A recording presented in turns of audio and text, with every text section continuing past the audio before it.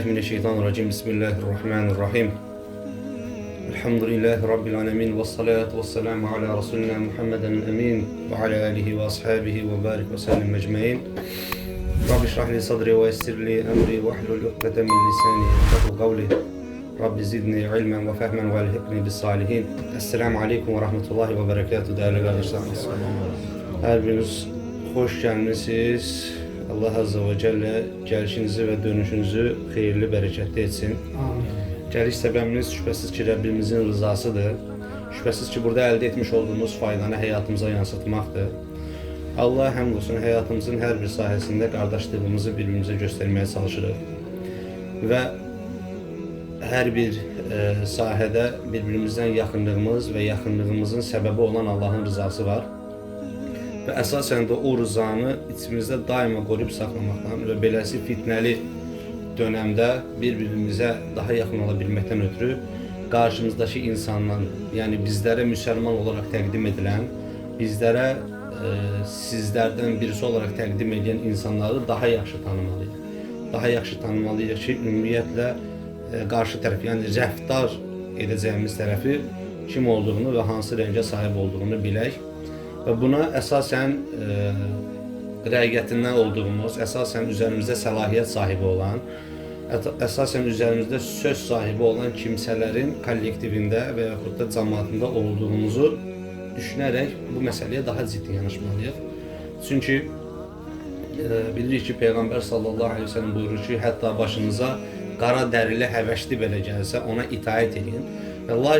Lakin biz bir şey unutmamalıyıq ki, Allah Resulü sallallahu aleyhi ve sellem rəng dediği zaman burada itaət ediliyini, daxili rəngə itaət ediliyini, sadəcə olaraq o insanı tanıtmaq üçün də xarici rənginə vurğu edir. Məsəl üçün Allah Azze ve Celle buyurur ki, Estağfirullah, Sıbğətəllah və mən əhsənu minallahi sıbğə. Allahın boyasıyla boyanın ondan gözəl rəngi kim verə bilər? Məsələn, Allahın boyası dediğimiz zaman nəyi nəzərdə tutur Allah Azze ve Celle? Yəni tövhidlə boyanın, yəni la ilahe illallahla boyanın və həmən o tövhidlə la ilahe illallah rənginə boyanan kimsələr də sizin üzərinizə keçdiyi zaman onlara itaət edin. Məsəl üçün Rəbbimiz Subhanahu ve Teala buyurur ki, demək olar bu seriyanın tamamı cəmaatı olduğumuz, xalqı olduğumuz, vətəndaşı olduğumuz bu kəsim və onların başında duran kimsələrə aiddir. Mesela Allah Azze ve Celle buyurur ki, həmən rəngin sahibləri üçün Estağfirullah, etiyullah və etiyur Rasul və ulul əmri minkum. Allah'a itaat edin, Resuluna itaat edin və içinizdə olan əmir sahiblərinə itaat edin.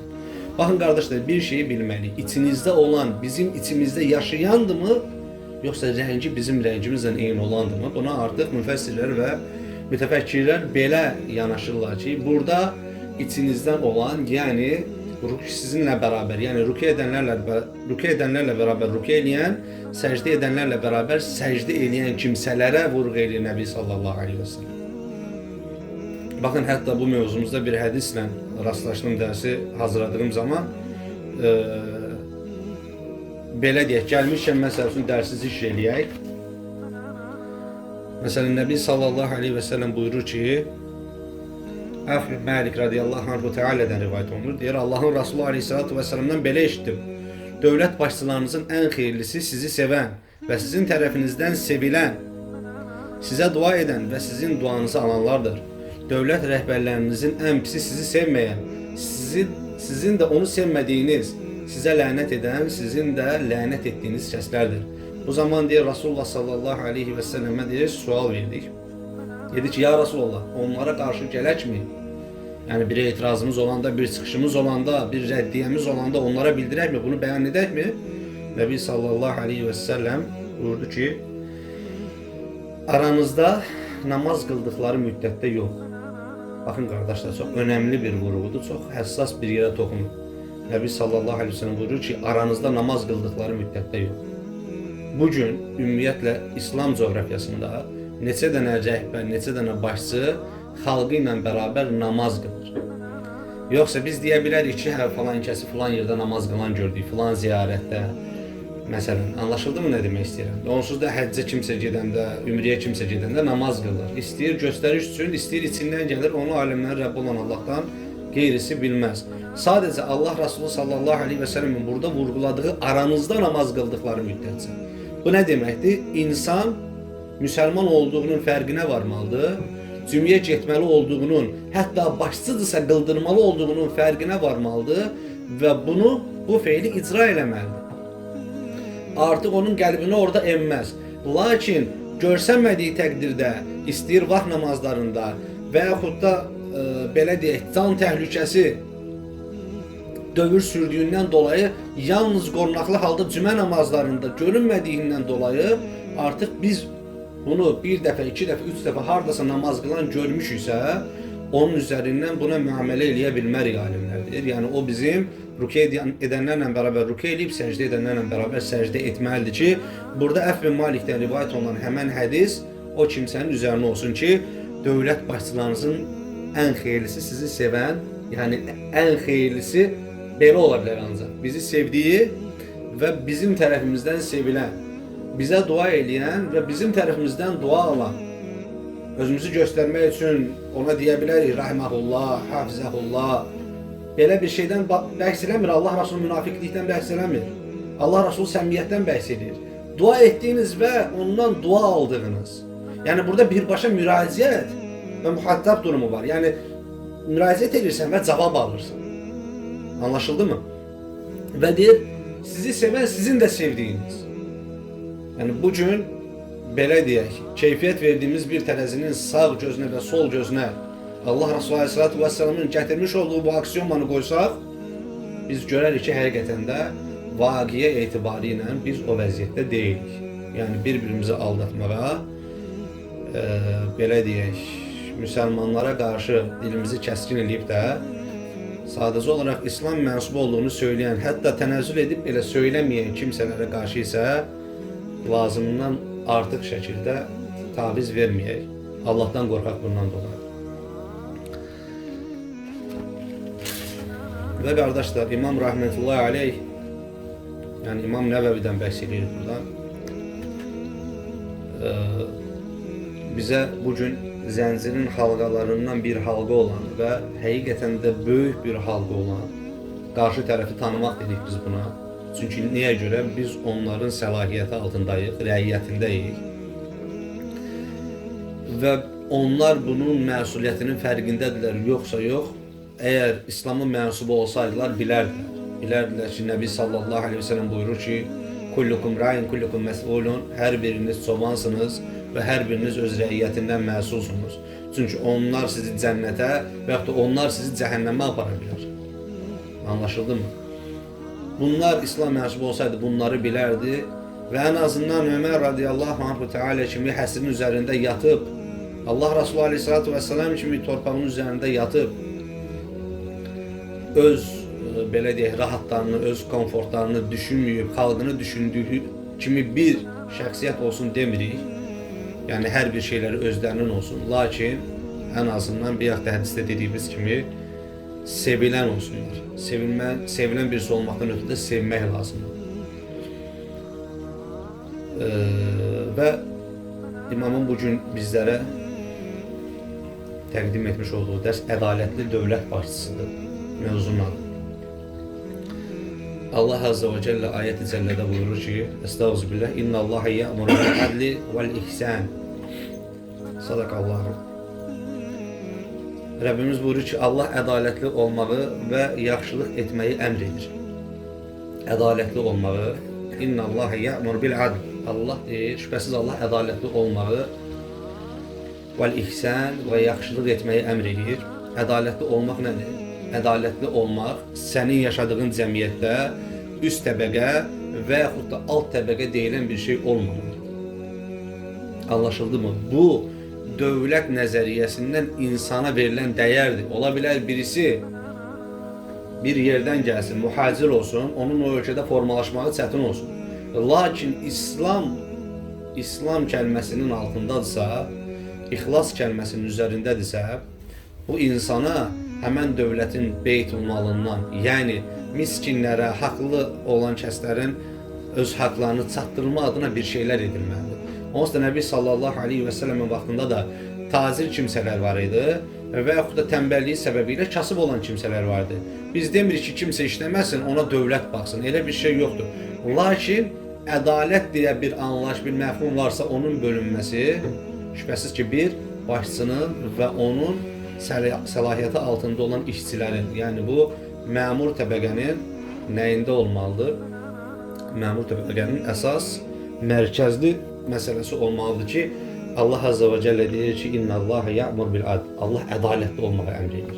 Yəni yadımıza gəlir, belə deyək, Siradan keçilmişdi. Ammarın atası deyir ki, ey Ammar, sən deyirsən bizlər də onlarla, yəni bu Əbu Cəhillə, Ümeyyə bin Xaləflə və digər kimsələrlə, Sufyanla, Əbu Sufyanla eyni mərtəbədəyik. Deyir, sizlər Allah qatında, daha doğrusu İslam'a gəlsəniz Allah qatında onlardan mərtəbəcə daha yüksəksiniz. Lakin dünyalıq adına ədalət prizmasında bəlidir, eyni olmalısınız.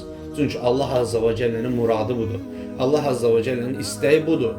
Yəni kasıblar və varlılar eyni təbəqədə olmalıdır. Ondan sonra artıq kim gücü nəyə yetirsə onu icra etməlidir və bunun müqabilində bir qarşılıq almalıdır. Amma bizim və ümumiyyətlə İslam coğrafiyasında yaşamış olduğu hazırki vaqiədə belə deyək, bir sömürgəçilik var, yəni istifadə var, istismar var. Əmək qabiliyyətindən olsun, daxili enerjindən olsun, mənəviyyatından olsun, hər bir şeyə qarşı üzərimizdə istismar var və bizə qarşı olmuş ədalətsizlik var. Buna qarşı biz nə edirik? Buna qarşı ancaq dua edirik. Yəni biz demirik ki, bizlər öz üstümüz olan kimsələrə dua eləmirik. Hətta İmam Əhməddən, Həsən Əl-Bəsridən, Allah hər ikisinə rəhmət eləsin, rivayət olunur ki, bilsəm ki, bir dənə duam qəbul olacaq, onu başçıya eləyərdim. Çünki bu insanlar belə deyək, onların ədalətli olması, onların Allahın rızasının üzərində olmasını güdən kimsələrdir.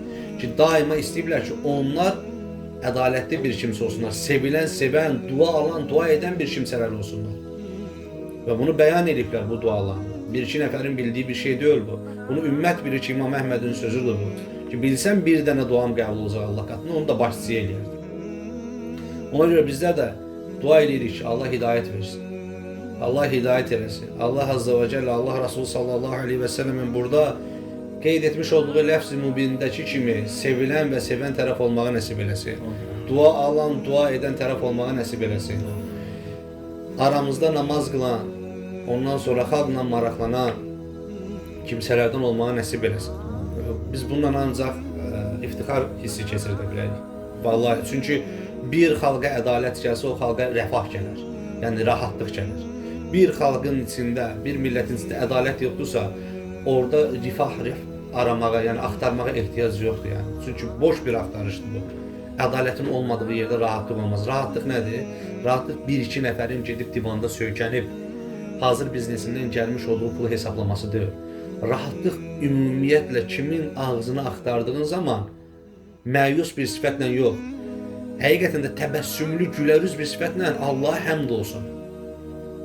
Rəbbimizdən və Rəbbimizin bizim üçün təyin etmiş olduğu əmirdən razıyıq deməsidir.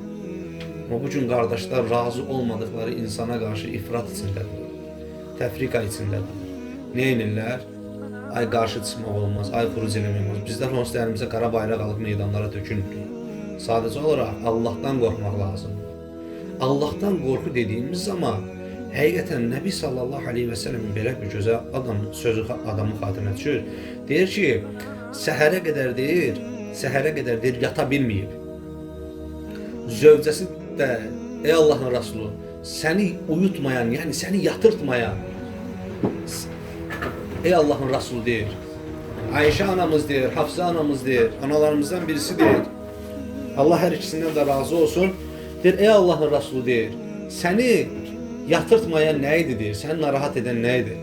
Nəbi sallallahu aleyhi və səlləm buyurur ki, savab olarak, deyir, cəhənnəm deyir, səhərə qədər mən cəhənnəmin varlığı, ümmətimin cəhənnəm deyə bir yerlə, bir təhlükə ilə üz-üzə olması mənim səhərə qədər yuxumu qaçırdı deyir. Yəni cəhənnəmin deyir var olması səbəbilə səhərə qədər deyir mən yata bilməmişəm, yuxum qaçıb. Amma bax yuxusunu aləmlərə rəhmət olan peyğəmbərin yuxusunu qaçırdan cəhənnəmə bizim indiki müsəlmanlar, yəni bizdən olduğunu söyləyən insanlar deyir ki, nədir ki, cəhənnəmdə də girib çıxacaq. Peyğəmbər sallallahu aleyhi və səlləm cəhənnəm qorxusundan yata bilmirsə, biz sıradan insanlar deyirik ki, nədir ki, girib çıxacaq. Dinimizdən taviz veririk, boşluq edirik və dinimizdən uzaqlaşdıran insanlarla yoldaşlıq edirik. Bax, yoldaşçılıq da önəmlidir. Yoldaşçılıq sənə təqdim olunan kəsləri, fərdləri tanıya biləsən deyə çox önəmlidir. Məsələn, bir ayət-i cəllədə İmam zikr edir ki, vay olsun mənim halıma. Vay olsun mənim halıma. Mən gör kimdən dostluq etmişim. Ayət-i cəllədə. Dostluq önəmlidir. Bir insanla bir şeyi bölüşməyin, hələ də belə mühüm şeyləri bölüşməyin çox önəmli bir şeydir, qardaşlar. Yəni, sən insana deyərsən ki, bu insan həqiqətən də bizim haqqımıza girir. O insan ixlaslı, səmimi birisi olmadığından dolayı qayıdıb deyir ki, sən xuruc edirsən. Səndə falan, belə deyək, taifələrin qoxusu var. Biz Allahdan qorxmursan. Çünki Allahdan qorxmursan deyə məxluqun, Xaliqdən qorxmayanın qəlbinə məxluqun qorxusu girer. Məxluqun qorxusu girən bir qəlbdə necə emal olar, nə tər emal olar? Doğrusu, aləmləri Rəbbi olan Allahdan başqası bilməz və Rəbbimiz buyurur ki, həmən kimsələrə də vurğudur bu ayət-i cəllə. Hucurat suresi 9-cu ayətdə Estağfirullah. Və əqsitu innallaha yuhibbul muqsitin. Daima adil davranın. Şübhəsiz ki, Allah ədalətliləri sevər. Baxın, bir insanın ədalətli olmasından savayı bir insanın da, yəni digər kəsimin də o insan həqiqətən ədalətlidir, yoxsa ədalətsizdir deməyi bacarması da bir ədalətdir. Yəni sənin ona ədalətlisən və yaxud da ədalətsizsən deməyi bacarmağın belə bir ədalətdir. Məsələn, niyə görə biz bugün belə deyək də bütün üstümüzdə olan əgər rəhbərləri, başçıları tanımağa çalışsaq və yaxud da qələmə alsaq, dilimizə gətirsək, niyə görə səmimi qəbul edə bilmirik? Niyə görə səmimi qəbul edə bilmirik? Çünki biraz danışırıq, deyirlər ki, üzünü başqa prizmaya çöndür. Yəni sən Allah Azza və Cəllənin hökm etdiyi kimi, Allah Azza və Cəllənin dilədiyi kimi baxmırsan axı məsələlərə. Sən ona necə baxırsan? Sən adam qıraqda bir namaz qılırsa, adam Quran oxuyursa, adam nə bilim oxuduğunu göstərirsə, oxuyursa, oxumursa Rəbbi bilər, özü bilər. Adam bir dənə Quran ayəti ilə tribunaya çıxırsa, sən avtomatik qəlbini dəyişdirirsən həmin adama qarşı. Bəs onun İslam adına verilmiş olduğu tavizlər necə? Bu din Allahın dinidir. Allah Azza və Cəllə buyurur ki, Allah qatında tək din İslamdır. Yəni İslamdırsa, İslamın ölçüləridirsə, İslamın baxış bucağı ilə baxılmalıdır bu məsələlərə. Sən taviz versən dinindən, sən dinindən satanı olursan artıq.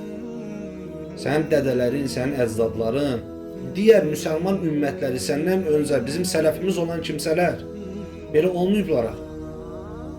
Digər müsəlman böyükləri, İslam fərdi, əmirlər necə olublar?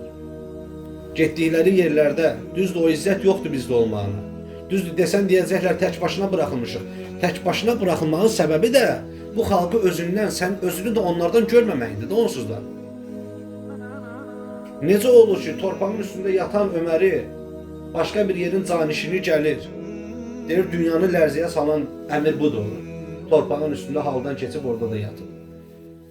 Necə olur? Xalq sevirdi deyə kim ona gəlib? Həmən anlarda, qəlblərinin o qorxu dolduğu anlarda o şey eləyə bilər. Ona görə də düzdür, ifrat dərəcəsində mərhəmətdən də elə bir türklərin sözü var deyir, mərəzə doğar. Yəni, bir problem yaşanar. Və orada da Həzrəti Ömərin mərhəmətindən istifadə elədilər özünə qarşı. Allah ondan razı olsun. Lakin biz yenə dedik, elə bir şey istəmirik. Bizim dərdimiz odur. O saraylar olsun sizin, hər bir şey sizin olsun, o miniklər olsun sizin. Sadəcə olaraq sevilən olun da, sevən olun da, dua eləyən olun. Allah Azze ve Celle bunu istəyir axı. Allah Azze ve Celle bunu istəyir. Yəni, bilirsən, qardaşlar, bilirsiniz necədir? Hər bir şey bir qırağa, hər bir şey bir qırağa. Ən azından özümüz öz içimizdə səmimi olaq o adamlara qarşı. Allah üçün, yəni oturub içimizə sual versək ki, hansımız hansından razıyıq? O qədər vəziyyət, o qədər pis vəziyyətdəyik ki, o qədər cılız vəziyyətdəyik ki, o qədər Səvvanın radiyallahu anhunun rivayət elədiyi o vəhin xəstəliyinə o qədər tutulmuşuq ki, ölümü çəlik görüb dünyanı o qədər sevirik ki, kiçik İslamla bağlı çıxışları bizim üçün çox böyük gəlir, qəlbimizi sevindirir. Kiçik bir çıxışlar eləyir. Tribunaya çıxıb inna Allaha ma'ana. Qorxma, Allah bizimlə bərabərdir. Bir dənə ayətin deyir Tövbə surəsinin. Bu adama tüm müsəlmanlar maşallah, barakallah. Nə dedi? Münafiq də ayəti deyir də. Münafiqlərdən qəşəng ayəti deyən var idi. Həqiqətən də söz sehirdir. O qədər izzətsiz bir vəziyyətdəyik ki, belə kiçik şeylərə sevinirik. Amma insanlar həqiqətən öz rənglərini bəlli edirlər. Kim olduqlarını bəlli edirlər. Ona görə yanılmayın. Ona görə boşuna hüsnüzən eləməyək, eləməyə çalışmayaq. Mütəfəkkirlər deyirlər ki, hüsnüzənin artığı avamlıqdan başqa bir şey deyil. Yerində, qədərində hüsnüzən ilə vəssalam. Və dua eləmək. Və dua eləmək ki, Allah Azze ve Celle qəlblərini İslam'a çevirsin onlar. Və İbn Ömər bu mövzu ilə əlaqədar Allah Rasulundan biraz şahəli bir hədis rivayət edir. Nəbi sallallahu aleyhi və səlləm belə buyurdu. Heç bir kölgənin olmadığı qiyamət günündə Allahu Teala 7 nəfəri öz ərşinin kölgəsi altında kölgələndirəcəkdir. Bunlar ədalətli başçı, dövlət başçısı. Baxın qardaşlar, bir şey zikr eləmək istəyirəm. Allah Azze ve Celle bir məqama, bir işin icrasına əgər xoş bir münasibət bəsləyir, xüsusi bir dərəcə verirsə, anlaşıldı mı nə demək istəyirəm? Xoş bir münasibət bəsləyir, xüsusi bir dərəcə verirsə, yəni ədalətli dövlət başçısının yeri ərşin kölgəsinin altıdırsa əgər, orada ədalətsizliyin də şübhəsiz ki, cəzaların daha ağırını gətirəcəkdir mütəfəkkirlər.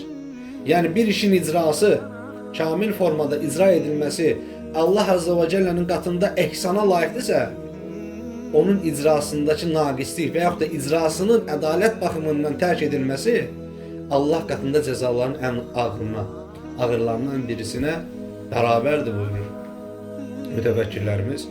Və hədisin davamında İbn Ömər deyir ki, Allah Rasulü və belə davam elədi. Dedi ki, ədalətli dövlət başçısı Rəbbinə ibadət edən, daha doğrusu Rəbbinə ibadət edərək yetişən gənc, qəlbi məscidlərə bağlı olan müsəlman, bir-birlərini Allah üçün sevən, görüşmələri də ayrılmaları da Allah üçün olan iki insan, gözəl və məqam sahibi bir qadının birlikdə olmaq təşrifindən mən Allahdan qorxuram. Mən Allahdan qorxuram deyərək boyun qaçıran kişi, sağ əlini verdiyindən sol əlinin xəbəri olmayacaq qədər gizli sədəqə verən kəs, tənha qalanda Allahı yada salıb göz yaşı tökən adam. Bax, bu böyük, həqiqətən fəzilətli mərtəbə və fəzilətli siniflərin əvvəlinə Nəbi sallallahu aleyhi və səlləm ədalətli başçını salır. Demək ki, və bir şey qeyd etmək istəyirəm. Burada biz başçı, rəhbər falan bunları qeyd edirik. Burada heç kim elə bilməsin, ha, bu dövlət strukturuna aid bir şeydir. Xeyr, olduğun işdə də bu belədir. Olduğun işdə də belədir. 2 nəfər, 1 nəfər sənin əlinin altında tabiri caizsə əgər işçi qüvvəsi varsa, sən onların üzərində əmir sayılırsan, sən onların üzərində başçı sayılırsan, səlahiyyət sahibi sayılırsan və həmən hədis də sənin üzərindədir. Ya sevilən tərəf olacaqsan, ki bundan ötürü bir yaxda dediyimiz kimi sevən tərəf olmaq lazımdır. Dua alan tərəf olacaqsan, ya da ki Allah Resulü sallallahu aleyhi ve sellemin dediği beddua alan, onlar tərəfindən sevilməyən birisi olacaqsan. Və necə dövlət başçısına qarşı bir buğuz, bir cəza tədbiqi formalaşırsa şəriətin daxilində, eyni ilə həmən işçi qüvvəsinin sahibi, həmən işverən olaraq həmən kimsənin də özünə qarşı birbaşa bu tədbiqlər şəriətimizdə mövcuddur. Ona görə ancaq gözümüzü məmur təbəqəyə, hakim təbəqəyə tikməyib, özümüz də öz içimizdə ədalətli olmağa çalışaq ki, Allah mühafaza, Allah Azza və Cəllənin Nəbisi sallallahu aleyhi və səlləmin dili ilə vəd etmiş olduğu cəzalara yeneməyək, tuş gəlməyək. Və biz bilirik ki, əgər biz ədalətli olsaq, eyni ilə özümüz hakim təbəqəyə gözümüzü tikdiyimiz kimi bizə də gözü tikilən insanlar var. Ədalətli olsaq, demək ki, nə olacaq? Allah Azza və Cəllə həmən məqamları bizlər də sahibi edəcək. Allah nəsib etsin. Və Abdullah ibn Ömər ibn As radiyallahu anh'dan rivayət edir. Onlar ki, Resul-i Əkrəm sallallahu aleyhi və səlləm belə buyurdu. Verdiyi hökmlərdə ailəsinin və xalqının idarə edilməsində ədalətli olan idarəçilər qiyamət günü Allahu Teala'nın yanında nurdan hazırlanmış yüksək taxtlarda oturarlar. Burada bir yaxşı hədisə qayıtdı. Kullukum ra'in, kullukum məs'ulun. Hər biriniz çobansınız və hər biriniz öz rəiyyətindən məsulsunuz. Burada Nəbi sallallahu aleyhi ve sellem deyir ki, öz ailəsinin, xalqının içində hökm verən və bunda ədalətli olan kimsələr Allahu Teala'nın yanında nurdan hazırlanmış yüksək taxtlarda oturarlar. Demək ki, bu əmirlik başlıca harda olur? Başlıca evinin içində olur. Yəni zövcənə qarşı, övladlarına qarşı və səninlə o evdə yaşayan insanlara qarşı ki, valideynləri bundan mühaf tutulur, xalis olur. Əgər dində bir üstünlüyün varsa, onlar da sənə ittiba edirlərsə, o zaman xoş bir sözlə, xoş bir belə deyək, çatdırılma üslubu ilə onlara da Allah Azza və Cəllənin şəriətini çatdıra bilərsin. Qardaşlar, dərsimiz dövlət başçıları ilə, ümumiyyətlə ailə başçıları ilə, ümumiyyətlə işverən təbəqə ilə mövzu bəhs idi. Bir şeylər də demək istəyirəm Allahın iznilə. Yəni nə ailəmizdə, nə bizə Allah Subhanahu taala bir neçə insanın üstünə gətirdiyi zaman bu şeyləri inşallah nəzərə alaq ki, bizim xarici qüvvələrin heç bir yerin dəstəyinə, oradan gələn heç bir maddi yardıma ehtiyacımız yoxdur. Niyə görə deyirəm bunu? Çünki bayaq da dediyim kimi tavizkar olmağa başlayırıq. Özümüzü zəif bildiyimizdən dolayı taviz verməyə başlayırıq Allahın dinindən. Onu çağırırıq, buna bu qədər bir şey verib, bunun bizim torpaqlarımızda bulunmasına icazə veririk, belə edirik, elə edirik. Yəni özümüzü rəzil duruma saldıqsa salırıq. Allah Azza və Cəllə hidayət versin. Allah Azza və Cəllə hidayət versin. Çünki həqiqətən yenə deyirəm, o kimsələrin hidayət olunması bizim başlıca İslami, ondan sonra da insani yaşantımız üçün çox mühüm bir rol oynuyor. Və Rəbbim bizi Nəbi sallallahu aleyhi ve sellemin zikr etmiş olduğu bu xeyirli vədlərə sahib çıxan qullarından eləsin. Bizləri İslam üzrə yaşatsın ve Müslüman olarak da canımızı alsın. Ve ahiri ve da'vana inelhamdülillahi rabbil alemin. Allah razı olsun.